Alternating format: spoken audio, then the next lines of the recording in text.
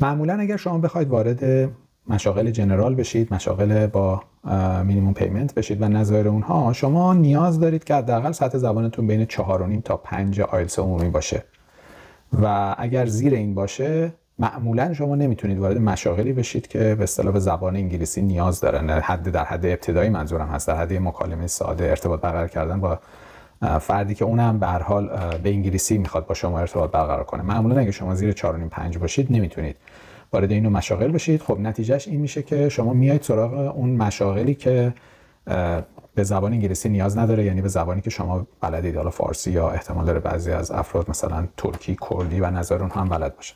خب افرادی که معمولا سنشون یه مقدار بالاتره، الان اینطوری است در ایران که عموما آشناییشون با زبان محدودتره، کمتره. نسل جوان الان در ایران خیلی هاشون هستن که زبان انگلیسی رو در این حد که دیگه حالا 4.5 5 و بالاتر از اون رو راحت میتونن استفاده بکنن. افرادی که سنشون یه مقدار بیشتر هست، حتی از محدوده سنی 40 که رد میشیم، تعداد زیادی هستن که نمیتونن در واقع همین سطح 4.5 5 رو هم داشته باشن.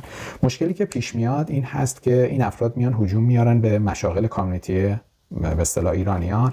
کامیونیتی ایرانیان تا به هر حال قبل از این برنامه که جدید که حالا الان 2 سال است اعلام شده، قبل از این میتونست در واقع تا یه حدودی افراد رو جذب بکنه، یعنی تعداد ورودی خروجی تقریبا با هم هماهنگی داشت. افراد اگه می اومدن برای اینجور کارها میتونستن شغلی پیدا بکنن. الان به خاطر هجوم بسیار زیادی که خب اومده، افراد معمولا از اینجاها شروع میکنن، حتی اونایی که زبانشون یه مقدار بهترم هست، باز اول به خاطر اینکه حالا اعتماد به نفس زیادی ندارن یا تجربه زیادی ندارن، میان از مشاغل ایرانی، مشاغل خود کامیونیتی ایرانی استفاده میکنن. نتیجهش الان این میشه که یه فشار خیلی زیادی روی این مشاغل هست. الان تعداد خیلی زیادی از افراد این تجربه رو دارن که حتی برای اینجور کارا وقتی مراجعه میکنن معمولا پاسخ میشنون که الان چیزی آماده نیست و باید منتظر بمونن. پس این یک موضوع مهمی که در ذهنمون داشته باشیم که ما اگر زیر 4.5 5 باشه سطح زبانمون، محدودیتمون خیلی زیاد میشه و حتی کار پیدا کردن در حد مینیمم پیمنت که خیلی‌ها امیدشون این است که حالا مخارج زندگی رو فقط در همین حد ابتدایی بتونن تامین بکنن، از اندوختشون کمتر در واقع استفاده بکنن، این مشاغل براشون فراهم نیست. به صورت جنرال اگر شما بخواید وارد مشاغل تخصصی بشید، معمولاً به سطح زبان 6 تا 6.5 احتیاج دارید برای اینکه وارد مشاغل مثلا عمدتاً مهندسی و حوزه‌های محدوده‌های بهداشت و درمان و خیلی خیلی تنوع ترید ها انواع اونها، شما 6 یا 6.5 باشید، در واقع میتونید به راحتی به قول خودمون گلیمتون رو از آب بکشید. البته مشاغلی هم هستن که به سطح زبان بالاتری نیاز دارن، زبان در اونها عنصر برجسته تریه، مثلا مثل معلمی، و شما باید سطوح بالاتری از مهارت‌های زبانی رو داشته باشید. ولی 6 یا 6.5 یه بنچمارک خوبیه برای شما که تو ذهنتون داشته باشید که اگر در این محدوده باشید در واقع مشکل عمده‌ای نخواهید داشت. یه مقدار ممکنه در ابتدای کار چون گوشتون آشنا نیست با لغات، اصطلاحات متداول، مثلا خیلی آشنایی ندارید، ممکنه یک چند هفته‌ای، چند ماهی یکم براتون دشوارتر باشه، ولی بعداً می‌بینید که این مسائل خیلی ساده‌تر میشه. پس این 2 تا بنچمارک رو در واقع برای ورود به سطوح مختلفی از مشاغل در ذهن داشته باشیم. چند تا نکته رو در مورد بحث سطح زبان باید در نظر داشته باشیم. اولین نکته این است که در اون مشاغلی که حالت جنرال دارن، عمومی دارن، نظر اونها مهارت‌های لیسنینگ و اسپیکینگ خیلی مهم‌تره. یعنی در اون سطوح پایین‌تر معمولاً این 2 تا مهارت خیلی برجسته تره، خیلی بیشتر مورد نیازه و برای همین اگه مثلا شما سطح متوسط زبانتون 5 هست ولی این 5 رو به خاطر مثلا اینکه ریدینگ شما خیلی خوبه به دست آوردید، از اون طرف مثلا اسپیکینگ شما خیلی پایینه، خب این میتونه مسئله ایجاد بکنه. یعنی علاوه بر اون متوسط زبان، اون که این 2 تا مهارت سطحش بالاتر باشه، خب این مهمه. معمولا بعد از اون وقتی شما بیشتر در رشته‌های تخصصی تر بالا پیش میرید، اونجاها خب مهارت‌هایی مثل ریدینگ، حتی رایتینگ در بعضی از تخصص‌ها خیلی مهمتر میشن که حالا بحثش جداگانه است و نمیخوایم بپردازیم. نکته دیگه که باید در نظر داشته باشیم اینه که برای خیلی از مشاغل کسی از شما در کانادا آزمون نمیگیره. یعنی وقتی من میگم 4.5 5 اینجوری نیست که مثلا شما فکر کنین یه جایی از شما میرین یه تست زبانی میدین. آره بعضی از مشاغل هستن، بعضی از کارفرماها هستن، از افراد ممکنه آزمون‌هایی بگیرن. در بعضی از مشاغل ممکنه به شما بگن که مثلا لینک سطح فلان رو باید حتما داشته باشین تا بتونید برای این کار اپلای بکنید و نظر اون. ولی این جنرال کسی از شما آزمون نمیگیره مگر برای بعضی از مشاغل که رگولیتدن که اون بحثش حالا میکنیم. وقتی میگیم که این سطح از زبان باشه یعنی خودتون در واقع بر اساس ابزارهای مختلفی که هست این سطح رو ارزیابی بکنید و تشخیص بدید که من مثلا 6 هستم، 6.5 هستم، بخوام وارد بازار کار تخصصیم بشم یا نه. نکته بعدی که به نظر من خیلی مهمه و معمولا مورد غفلت قرار میگیره اینه که معمولا مهارت‌های زبانی کف در واقع نیاز هاست. درسته که هر چقدر شما زبان تسلط بیشتری داشته باشین و مهارت‌های زبانی شانس خودتون رو در مصاحبه شغلی، در گرفتن کارها اینا بالاتر میبرید، در این تردیدی نیست.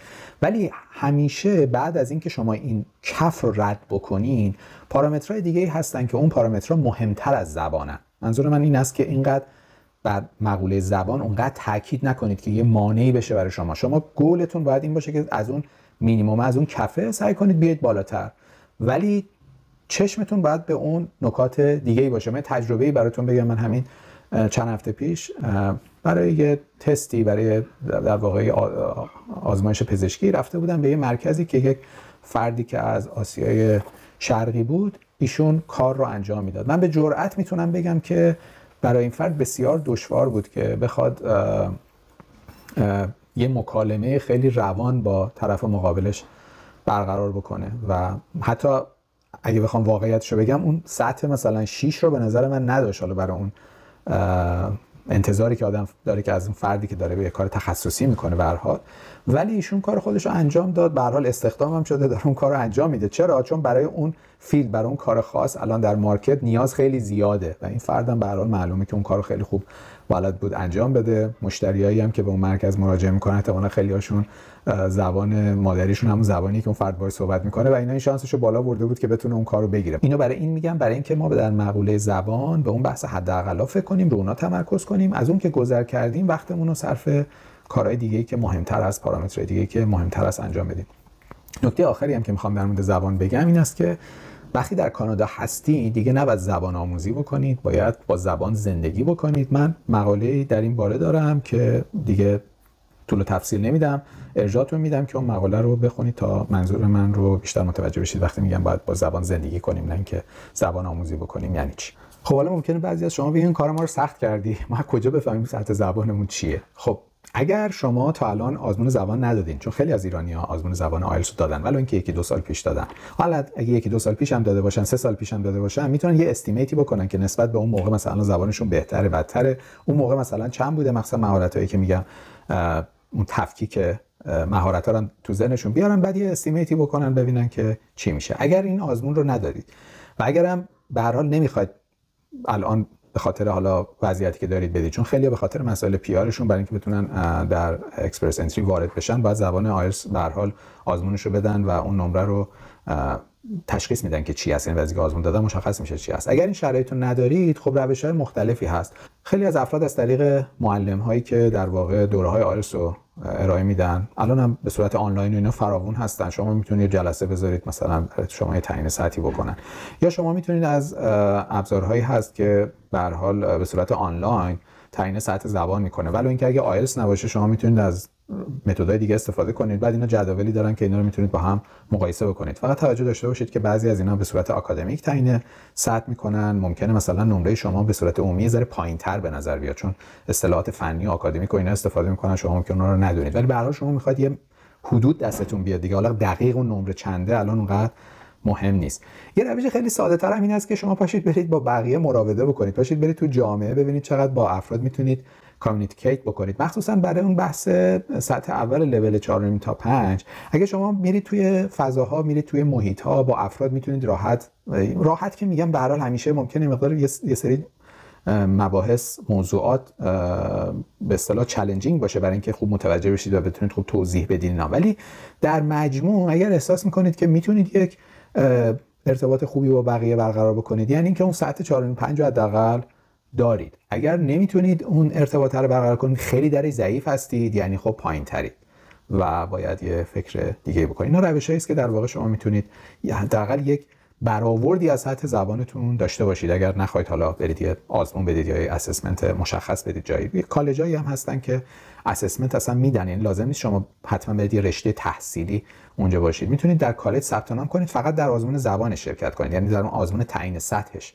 شرکت کنید و در واقع مشخص بشه که نمرتون چه هست و دستتون بیاد که سطح زبانتون الان چقدر هست، اگر این براتون مهمه، یا اگر برای مثلا حتی دونستنش برای اینکه میخواید برای اکسپرس انتری اقدام کنید ولی قبل از اینکه بخواید برید هزینه اصلی آزمون رو بدید میخواید در واقع استیمیتی داشته باشید، این همه روش‌هایی است که میتونید به کار ببرید. خب در واقع جمع‌بندی بکنیم تو بحث زبان. تو بحث زبان چی گفتیم؟ گفتیم دو تا بنچمارک اصلی رو در نظر داشته باشید که برای مشاغل عمومی 4.5 تا 5، برای مشاغل تخصصی 6.5، مگر مشاغلی که خیلی وابستگی زیاد به زبان دارن که این مقدار میتونه سطحش بالاتر بشه. نکته دوم این گفتیم که اینطوری نیست که حالا بگیم در مشاغل میان ازتون آزمون و اینا میگیرن، برای بسیاری از مشاغل نیست، مهم اینه که خودتون این سطح رو در واقع بتونید تشخیص بدید. نکته سوم این بود که گفتیم زبان رو در واقع این به عنوان مینیمم ها در نظر بگیرید، اون نقاطی که باید ازش گذر کنید. همیشه باید زبان رو بهبود بخشید، ولی از این نقاط که شما گذر کردید پارامترهای دیگه تاثیرشون خیلی مهمتر از زبان میشن و باید تمرکزتون خیلی بیشتر روی اون پارامترها باشه. و نکته آخر هم گفتیم وقتی در کانادا هستید دیگه باید زبان رو باهاش زندگی بکنید، دنبال زبان آموزی به اون روشی که در ایران عادت به زبان آموزی داشتید نباشید، اینکه فقط بگیم حالا یه ساعت در هفته معلم خصوصی میگیریم 4 تا کتاب نگاه میکنیم اینا، نه، باید زبان آموزی بخشی از زندگیتون باشه، یعنی در واقع زبان آموزی رو کنار بذارید و با زبان زندگی بکنید. یه نکته توی این نکاتی که داشتم جمع‌بندی می‌کردم فراموشم شد، الان دیدم که بهش تاکید کنم، و اونم این که وقتی داریم این زبان رو نگاه می‌کنیم، سطح زبان 4.5 5 6 اینا رو نگاه می‌کنیم، تک تک مهارت‌ها هم بعضا مهم میشه.